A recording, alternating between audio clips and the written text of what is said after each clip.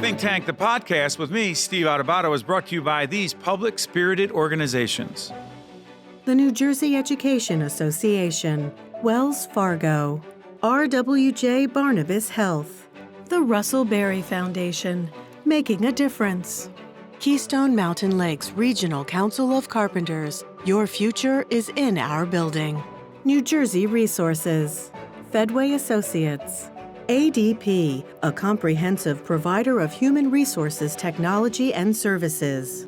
And by Berkeley College. Education prepares us to reach our dreams. Be inspired. Promotional support provided by NJ.com. Small news, big news, true Jersey. And by Insider NJ. Welcome to Think Tank, the podcast. I'm Steve Adubato. The program you're about to see was taped earlier this year. Clearly, so much has changed since then, and unfortunately, a lot of uncertainty and fear remain. But the content in this Think Tank podcast and the issues explored will still matter once we get through these very difficult times together. Most importantly, we hope and pray that you and your family are safe. So without further ado, Think Tank, the podcast. Welcome to Think Tank, the podcast. I'm Steve Adubato, and by the way, why is this written down as if I don't know I'm Steve Adubato? We're here at the East May Media Studio, and our executive producer, our senior producer, I shouldn't have promoted you right on the air already. You're the senior producer of Think Tank, the program on public television, Nicole Swennerton. How are you doing today? I'm doing well. How about you? Good, great. Were you, by the way, in the studio? We're about to listen to a very compelling conversation we had with Dr. Cornel West, who's a professor, philosopher, author, activist. Did you hear that conversation? I did. We went down to the New Jersey Education Association Convention to interview him, and it was an amazing interview. In AC, right? Mm-hmm. I was watching it again. It was actually on One-on-One, our other program. It was on last night on public television. I was watching it. I was watching people watch Dr. West. They were standing around and just watching him. They were amazed by him, and he even said, and his team even said, it took him so long just for him to get to us to get interviewed because so many people wanted to talk to him. They were taking selfies and getting autographs. You know, Nicole, I have to face the same thing every day when I'm just walking down the street. And so Dr. West and I have a lot in common. Have you noticed? I'm sure you do. You're laughing right in my face. You know your review's coming up. So I just want to do this. Lauren, let me get this right. I want to thank our funders, right? And we're going to be going to Dr. West in just a minute. Let's thank our funders who so generously gave to this program, Think Tank, the podcast, the New Jersey Education Association, Wells Fargo, the Russell Berry Foundation, those great folks. We do a series called Making a Difference with them, with our great friend Angelica Berry, and also RWJ Barnabas Health. So, here's the deal. What you're about to listen to is Dr. Cornel West. If you've never seen him on national television, first of all, just Google Dr. Cornel West. When we sat down with him at this convention, he talked about a range of issues. He talked about his view of President Trump as a leader, his concern, he calls him Brother Trump, and he said consistently, because he's a very spiritual man, he abhors some of the policies, but he does not hate the man. And he believes there's a real distinction between that, as I do. You can really disagree with someone without being mean-spirited toward them. And that was a lot of what Dr. West talked about. He talked about race relations in America. He also talked about the fact that while he disagrees with President Trump on a range of policies, he was very specific about the fact that he supported Barack Obama for president, but then had real problems with Barack Obama. Serious problems with Barack Obama. And what you're about to see in this, and listen to, in this Think Tank, the podcast, Dr. Cornel West talks about the fact that in his opinion, President Obama became too close, way too close to those on Wall Street. And after the debacle of 2008 into 2009, the national recession, and what happened on Wall Street, Dr. West believes that some folks should have been held accountable. And according to him, Barack Obama embraced those on Wall Street and did nothing to punish them for what happened. And he also talked about the racial and if you will, the economic disparity of those on Wall Street getting away scot-free in his opinion, and so many people of color who are poor being incarcerated for a whole range of petty crimes in the opinion of Dr. West. He talked about a whole range of other issues, and this is an interesting quote that he had about President Trump. And again, we do not subscribe to any of these opinions, but you'll hear Dr. West. He told Anderson Cooper, our good friend over at CNN, this: Donald Trump is, at this particular moment, becoming the American version of Hitler and Mussolini. We have created a fascist Frankenstein. I asked specifically for Dr. West to break that down, explain it. I'm not a big fan of ever using Hitler in any conversation about any public figure or anyone, but Dr. West makes that case. You're about to listen to a very significant conversation with Dr. Cornel West, shot on location in Atlantic City at the New Jersey Education Association. Powerful words. Check it out. I'm Steve Adubato. We're here in Atlantic City at the NJEA Convention. 166 years they've been at it. And what's interesting about this convention is that there are educators, educational administrators, others. There are folks who have come here, also from outside of New Jersey, to deliver powerful messages. And the gentleman you're about to see on camera is just such a person. He is Dr. Cornel West. It says here, professor, philosopher, author, activist. He is so much more. 20 books later, nationally, internationally known. You honor us, Dr. West, by joining us. Brother, I'm the one who's blessed to be here with you, and I want to salute you for being such a force for good. It's very kind of you. Put a smile on your father and your mama's face, though, brother. Thank you. You're doing wonderful, wonderful work, though, man. In fact, let me ask you this. Let's get right into this. One of the things that's always struck me about you is the way you talk about race and race relations in this country. A is important, B makes a lot of people uncomfortable. Being uncomfortable important sometimes? Oh, absolutely, absolutely. I mean, education is all about making sure that we are unsettled and unnerved enough to critically examine ourselves, to scrutinize ourselves, interrogate ourselves. We can't grow without that kind of criticism. And that's a certain kind of learning how to die. You know, when you give up a certain assumption or a prejudice is a form of death, from that comes rebirth, from that comes maturity, from that comes growth. But you don't want to unsettle people in such a way that you shut them down. You're trying to make contact with our common humanity. How do we know where... Okay, let me play devil's advocate if I could. Yes. So, and by the way, Dr. West gave a very powerful keynote address. It was hard to even get him over here because everybody wanted to be close to him, shake his hand, hug him, take a picture with him, because you made a difference here. Why does a convention like this, focusing... You have educators and others in the education world from all over the state, but focusing on social justice is a big theme here. What in your mind, what does that have to do with education of our children? Well, at the very center of it, you know, the greatest American philosopher was named John Dewey. Wrote a book called Democracy and Education in 1916. He said, you can't have a democracy, you can't sustain a democracy without there being a civic education in which people are Socratic. They're willing to examine themselves. And justice simply is accountability. Is what my dear brother Jeff Stout, just retired from Princeton, calls answerability. Answerability. Answerability. Let me operationalize that, if I could ask. So that we have to have dialogue. Dialogue is at the center of democracy. When you and I are having dialogue, you keep me accountable. I try to keep you accountable. We got smiles on our faces. We know we can learn and listen from one another. We can disagree, but do it. Absolutely. Do it how? Well, one, we ought to disagree because we often disagree with ourselves. Whoa, wait a minute. We've got a lot of tensions inside of us. We're struggling all the time with what our views are about If we're X. thinking. Well, and even when we're honest about it, let me just say when we're honest about it, because most people think. As opposed to I'm so sure about what I think, and nothing or nobody is going to get me off that. That's right. There's nobody I know who believes that every exact opinion they have is one of certainty. There's got to be some probability that leaves open uncertainty. And the same is true when it comes to issues of life, of religion, of politics, of sports, of music. All these opinions are opinions that are predicated in part on being accountable to others. Why do you think John Coltrane is better than Sonny Stitt? Than Bird. A Bird. And you say, well, they're not. They're too good to compare each other. Right. Oh, what's Sarah Vaughan? Let's go New Jersey. Let's go Newark. Let's go Newark. I'll give you another one. Yes. Woody Shaw. Oh. See, you didn't see that coming. Oh, I didn't.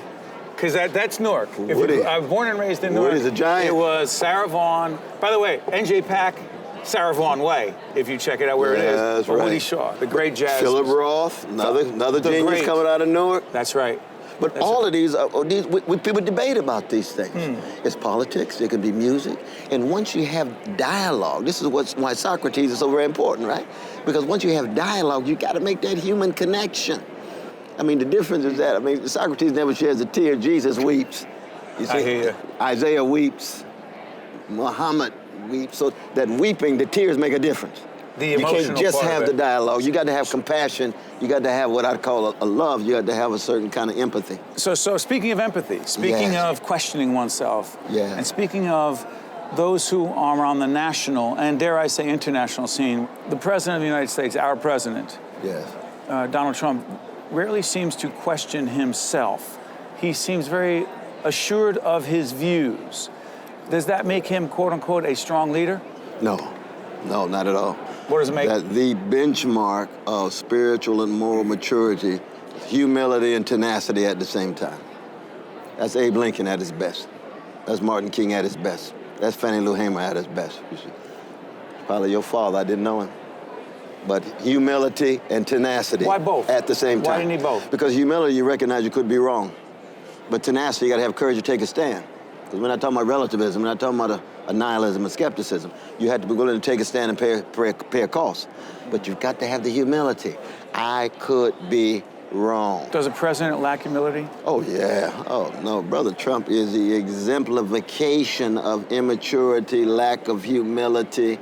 And he's got too much gangster in him. And by gangster, what I mean is thinking you got to dominate all the time. You got to be center stage all the time. You got to manipulate. You got to engage in conquest all the time. So it's not a name calling, because I've got gangster in me. I've got to struggle with it all the time. And so in that sense, I know what gangster is. And when I see it, both I feel pity, but the fact that he's president would meaning that he is dividing, polarizing. He's so tied to big money and big military, creating all kind of repercussions around the world. It's a sad thing that such a grand democratic project can produce such.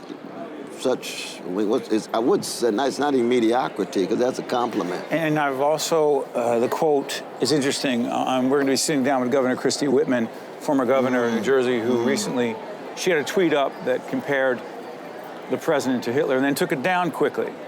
Dr. West, you have said about the president that Donald Trump is, at this moment, becoming the American version of Hitler and Mussolini. My family's from Italy. I know a little bit about Mussolini. Absolutely. We have created a fascist Frankenstein. You didn't take it. Do you take any of that? No, I don't take it back. But the stress is on the American version of. Go ahead. Benito Mussolini was distinctly Italian at a particular moment, 1910s, 1920s. Hitler distinctively German, with all of the vicious anti-Jewish hatred that goes all the way back to Martin Luther. American version means individualistic, narcissistic, innocent, always claiming to be innocent. Victim? Victim, and especially the innocent. You see, America is a very unique democratic experiment. We've got some magnificent human beings, magnificent features that go into our energy, possibility, vitality, but this claim of innocence, perceived innocence, never taking responsibility for our actions, our words. That's why our U.S. Constitution has no reference to the institution of slavery in it. Because we don't even acknowledge that. You're in denial. You're in denial. You don't acknowledge it's there. 22% of your inhabitants of the 13 colonies are not just enslaved, their labor is producing the wealth for your democracy. What does it say about us that we don't acknowledge it? It just means we don't want to grow up. We don't want to grow up. We think we got this Peter Pan mentality. We're forever young. We're obsessed with newness and novelty. We're obsessed with youth. But the distinctive side of maturity, which is vulnerability, humility, you've got to grow up. You can't just grow rich, you can't just grow powerful. You got to grow up. Grow up means taking in your own faults. And again, when I say American, I'm not talking about everybody. Right. Lincoln did it, you see. Mario Rukeyser did it. Vito Marcantonio did it in New York. Google Vito Marcantonio, He's a giant. Reformer in New York City. He's a giant. He's one of the great giants. He was a lawyer for W.B. Du Bois. That's right. Du Bois was the greatest public intellectual in the history of the country. Influenced you? Oh, my God, Your reading of Du Bois influenced you yes. significantly? Oh, yes, definitely. Langston Hughes? Langston, too. Stephen Sondheim. He's not in denial. Act 2 of Into the Woods. Reality hits. Happy Thereafter, Act 1. Act 2, Cinderella meets the prince and discovers He has no there. You remember that wonderful line? He says, wishes come true, but not free. I got to ask you something. You're fascinated with literature. You're fascinated with reading. Your ability to quote these extraordinary, important works of art. Yeah. How young were you when you knew you were fascinated by reading and everything reading would bring to your life? As long as I can remember. Grew up where? You know, I grew up in Sacramento, California, chocolate side of Sacramento, California. I'm West Coast to the core, but I was born in Tulsa, Oklahoma. Moved out? Moved out when I was 4 years old. Yeah. Voracious reader? Oh, yeah. But love to read. Joy. Great joy. Beyond pleasure. Joy. We're talking about joy, enduring things. The joy of reading, the joy of learning. While you're talking about joy, Dr. West, I'm going to bring you back to something. We were talking about Donald Trump. I need to do this. Sure. Do you believe that a significant number of those who support President Trump, who not only support him and voted for him, and a lot of you watching are longtime friends in public broadcasting, my personal friends, who voted for President Trump, but will refuse to even be critical of him about anything, right? Devoted to President Trump. Do you see them, because of Trump's policies and his rhetoric and his behavior, do you think it's inherently racist on some level? Well, that's a good question, though. It's a good question. I mean, one... For those who are for white. For those, yeah. But let's just first deal with Trump himself. I mean, Trump is... I'm a Christian, and he's my brother. And my brother can be my foe and my enemy politically. But he's made in the image of the same God that I'm made in the image of, which means he has the capacity to change and be transformed. You think he sees you that way? I don't know. You know, I never really talked to him and so forth. But my thing is not quid pro quo. You know, I don't have to love him for him to love me back. You don't care what he thinks of you? I don't really care, because this is my own sense of integrity. So my brother is just a human connection. So he's not a demon. He's not a devil. He's a human being who chooses to be a gangster. You see, so that's a different kind of connection. So then the people who are attracted to Trump, they got so many different kind of people attracted to Trump. All different kind of people. Oh, the variety, economic reasons. Some of them looked at Hillary and said, I can't stand Hillary, so I got to go with the other person, but I can't stand that person too. Others were looking at him and said, well, thank God we pushed Obama back because we looked like these black people were taking over. So it goes hand in hand. But there's a significant number of people who supported Trump who are not doing it for racist reasons. And this is very important. We see this with my dear brother Bernie Sanders, you know. Yes. Yeah, when Bernie and I go Bernie out together, oh yeah, we've traveled, we've done, you know, over 75 events together so far. When we go way out in the boonies, we got people who are fired up, who voted for Trump, upset, and now supporting Bernie. What does in fact draw you, and we don't know where Bernie Sanders or Elizabeth Warren or anyone else is going to be, what draws you to, dare I say, a Bernie Sanders? Oh, I mean, the thing about Brother Bernie is that he has a longevity of integrity, that he's a thermostat, he's not a thermometer. You know, most politicians are thermometers. They want to check and see what the polls are before they really utter their convictions. Whereas a thermostat shapes the climate of opinion, it doesn't just reflect it. He's been a thermostat for 40 years. So that he says what he means what he says. Most politicians don't do that. Is he let me ask you this, is he, quote, too far left to be elected President of the United States, in your view? I think that if we follow the polls and see what people are actually yearning for, which is security from domination, a wonderful phrase by Brother Jeff Stout again, security from domination, which is not just a matter of policy. They want to live a life of decency and dignity, and they want to get some distance from the insecurity, economic, political, and so forth. Now, I've got disagreements with Brother Bernie. I mean, you know, we debate all the time. Reasonable people disagree. Absolutely. See, I'm a jazz man. I don't want unanimity. You know, that bores you. Yeah, and, you know, I come from a black people. Our anthem is lift every voice. It's not lift every echo. I don't want people just part of an echo Different chamber. Voices. You got your voice. Your voice is like your fingerprint. My voice like my fingerprint. Unique. We're unique, singular. We raising, we bouncing off against one another. But for Bernie, it's a question of integrity. It's hard to find politicians these days. Okay, so I'm going to bring up another name. Integrity. I'm sorry for interrupting. We're listening to Dr. Cornel West. I'm going to ask you this because you have, along with some others, but you've been a leader, not just in the African-American community, but in this country, talking about President Obama. Absolutely. His tenure and his legacy. Absolutely. Which, in your case, talking about him, has not always been pleasant and positive. That's right. What is the problem, in your view, with the Obama presidency, and what are the ramifications of it?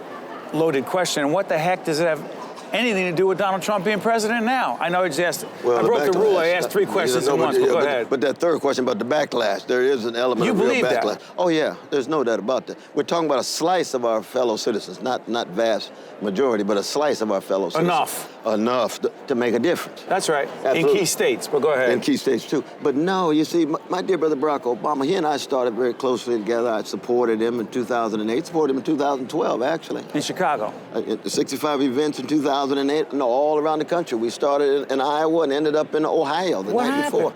Well, what happened was I told him from the very beginning I was going to be a critical supporter. You see, because, my calling in my lane is to try to tell the truth and be free.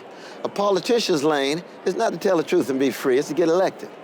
So when we first met, I told him, I said, what is your relation to the legacy of Martin Luther King Jr. and Ella Baker, right? That has to do with poverty. It has to do with mass incarceration. It has to do with foreign policy and not dropping bombs on innocent people and so forth. So when he brought in the Wall Street folk and bailed out Wall Street rather than homeowners. In 2008? 2008. 9. When he had the meeting in March of 2009 with the CEOs from Wall Street and said, I stand between you and the pitchforks, but I support you, I will protect you, and not one Wall Street criminal went to jail, and yet mass incarceration is still expanding on the ground with poor and working people of all colors, disproportionately chocolate. And when they continued to drop those drones in Afghanistan and Pakistan and Libya and Somalia, and they knew they were also killing innocent people. You see, just as a Christian and as a person, I had to go at him and say, look, that is wrong, Sorry for brother. interrupting. Dr. West, you told him directly what you thought. Yes, I did. You said before listening is important. Being open to other points of view, that's important, particularly for a leader. As a student of leadership, I'm fascinated by the role of listening to others. Yes. Was President Obama listening to you? I think initially he was, but he got disproportionately influenced by the Wall Street people, the Tim Geithners and Larry Summers, who were so tied to Wall Street at that time, Ann Brenner, who was tied to the counterterrorist policies of drones and what have you, and trashing the whistleblowers when it came to surveillance, Manning, Snowden, and so forth. So I had to be true to my own calling, which is to tell the truth, no matter what color the president is. And him being black, you don't even sit there and go, at no point do you say, you know what, our first African-American president, incredible historical significance, let me back off a little bit. You don't think to yourself, a second? Well, no, what I did was I always salute his unprecedented symbolic significance as the first black president. That's an indictment of white supremacist ideology and practice. I always give him credit. I love his brilliance. I love his poise. We miss that now with Trump, no doubt about that. But when it comes to Wall Street allowing the unaccountability, back to our issue again, when it comes to drones, when it comes to surveillance, and it took him too long for me to talk about the new Jim Crow. It took him 7 years before he had any moves against the mass incarceration system. Whereas when it comes to our poor and working people, you got to hit that head on, just like you got to hit the schools. Do you think he ducked it? Let me ask you this. And He then ducked it for political reasons. Do you think, okay, let me. Strategy. So you think if he did that too early on, you think he thought, listen, we're doing a lot of, trying to figure out what's up, that if he had done that, that there were too many white Americans who just said, wait a minute, hold on. Is that right? I think so. I think it's not just him, but that's how politicians think. They've got to be very calculating in terms of what they do and what they say. That? I can respect that within the context if, in fact, it's still moving in the right direction. But my calling is not to be strategic.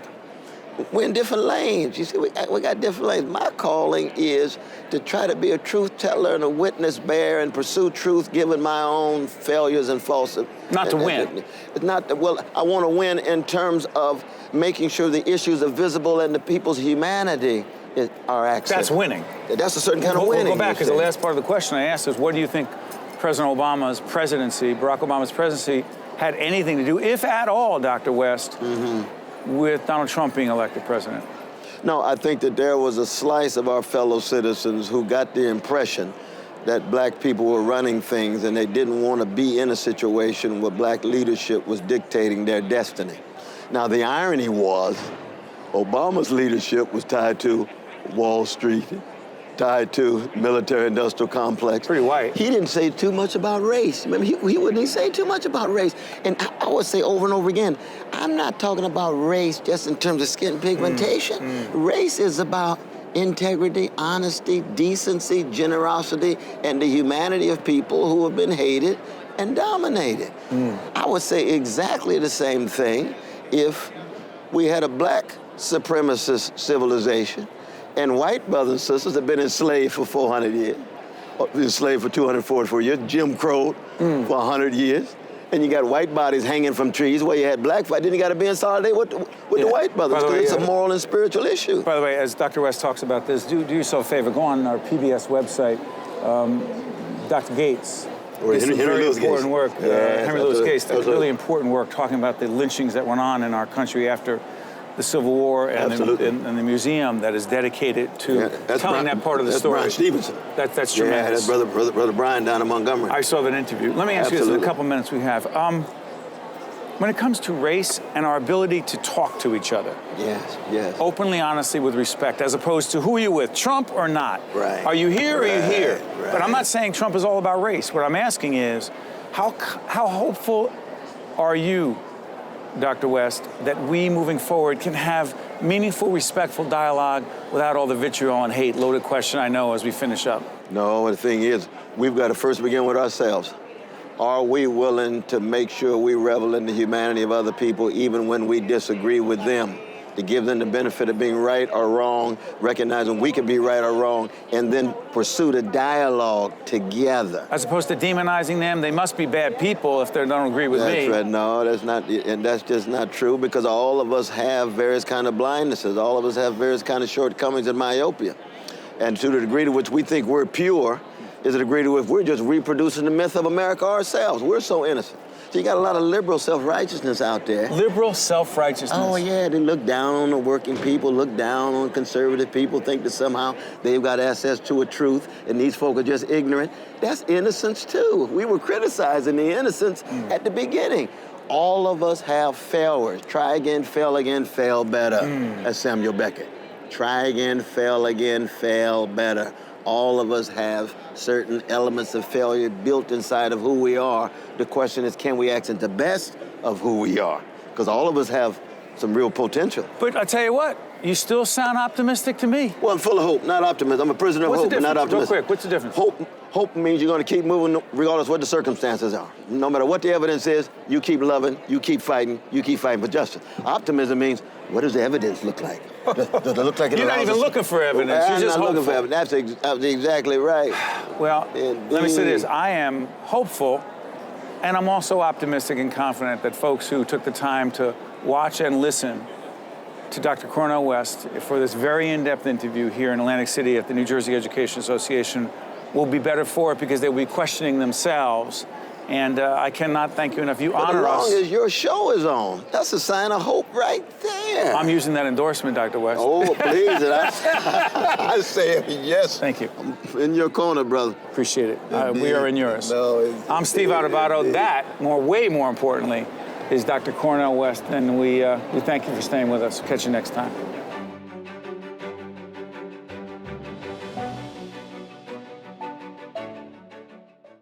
You may not have heard of TAVR. Raj and Sandhya have. It's the minimally invasive alternative to open heart valve replacement. RWJ Barnabas Health is New Jersey's leading TAVR provider, and we continue to perfect it. Patients are often back to their lives in just a few days. Innovative valve replacement surgery, because you can't be replaced. RWJ Barnabas Health. Let's be healthy together. Think Tank, the podcast with me, Steve Adubato, is brought to you by these public-spirited organizations. The New Jersey Education Association, Wells Fargo, RWJ Barnabas Health, the Russell Berry Foundation, Keystone Mountain Lakes Regional Council of Carpenters, New Jersey Resources, Fedway Associates, ADP, and by Berkeley College. Promotional support provided by NJ.com and and by Insider NJ.